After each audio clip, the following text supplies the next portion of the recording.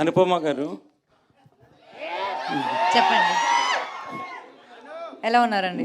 బాగున్నాను.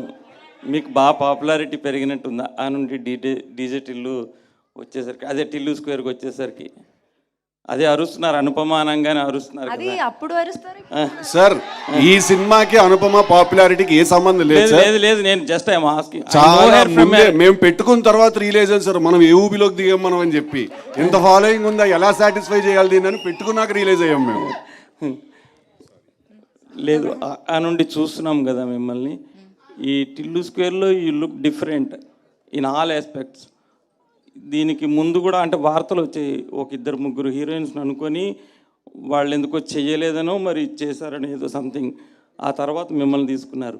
అంటే మీరే జస్ట్ వాళ్ళు చెప్పంగానే మీరు ఒప్పుకున్నారు, లేకపోతే వాళ్ళు ఎందుకు మానేశారు ఈ సినిమా చేయడము అని ఎంక్వైరీ చేసి మీరు చేశారా?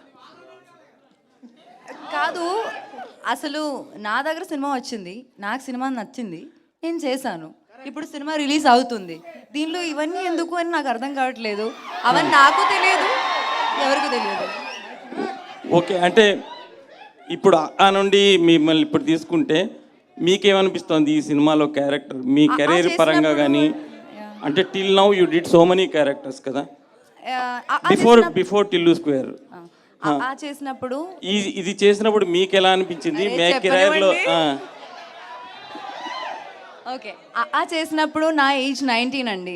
నేను ప్రేమం అని మలయాళం సినిమా చేసి నెక్స్ట్ ఇమ్మీడియట్లీ చేసేది దాని తర్వాత నేను చాలా సినిమాలు చేశాను. ఇప్పుడు ఆల్మోస్ట్ 9 to 10 years అవుతుంది నేను ఇండస్ట్రీకి వచ్చి. ఈ 9 years నేను చేసిన క్యారెక్టరే మళ్ళీ మళ్ళీ చేయాలని కోరుకోవడం తప్పు కదా అండి. నేను కూడా హ్యూమన్ బీయింగ్ కదండి. మల్లిక్ గారు, అనుపమ గారు, ఇందాక మీరు మాట్లాడుతూ ఇలాంటి క్యారెక్టర్ ఎందుకు చేశారంటే లిమిటేషన్స్ అని ఒక మాట వాడారు. లిమిటేషన్స్ అవన్నీ పక్కన పెట్టి చేశాను ఫస్ట్ టైం. ఏంటి, వాట్ ఆర్ ద లిమిటేషన్స్? అంటే యాజ్ అన్ యాక్టర్ నేను కంఫర్టబుల్గా చేసే కొన్ని క్యారెక్టర్స్ ఉన్నాయి. ఇప్పుడు మనం బయటికి వెళ్ళినప్పుడు మామూలుగా కంఫర్టబుల్గా వేసుకున్న రెగ్యులర్ క్లోత్స్ ఉన్నాయి కదా, అలా కాకుండా మనకి అప్పుడప్పుడు కొత్త క్లోత్స్ కూడా వేసుకోవాలి కదా, అప్పుడే మనకి ఏం నచ్చుతుందని తెలుస్తుంది. సో యాజ్ అన్ యాక్టర్ కూడా ఇన్ని ఇయర్స్ నేను చేసిన క్యారెక్టరే మళ్ళీ మళ్ళీ చేసినప్పుడు ఎవరికైనా బోర్ వస్తుంది కదా, అదే నాకు కూడా వచ్చింది. బట్ మోర్ దెన్ దాట్, ఈ లిల్లీ అనే క్యారెక్టర్ ఆర్ ఈ సినిమా టిల్లు స్క్వేర్ అని ఈ సినిమాలో నాకు వచ్చిన క్యారెక్టర్ని వదులుకోవడం అన్నది నాకు తెలిసి that would have been the biggest stupidity that I have done. ఒక్క కమర్షియల్ సినిమాలో కూడా అమ్మాయికి ఇంత మంచి క్యారెక్టర్ దొరకదు అని నేను చెప్తాను మీకు, నేను రాసిస్తాను మీకు.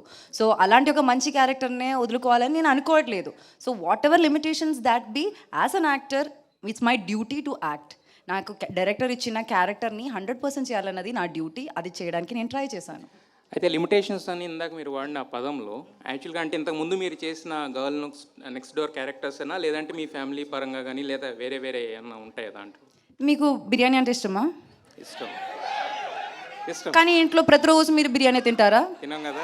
లేదు కదా. అట్లాగే నేను కూడా ప్రతిరోజు బిర్యానీ తినాలని కోరుకోవట్లేదు. నాకు డిఫరెంట్ పులావ్ కావాలి, పులిహోర కావాలి, అన్నీ కావాలి, అంతే.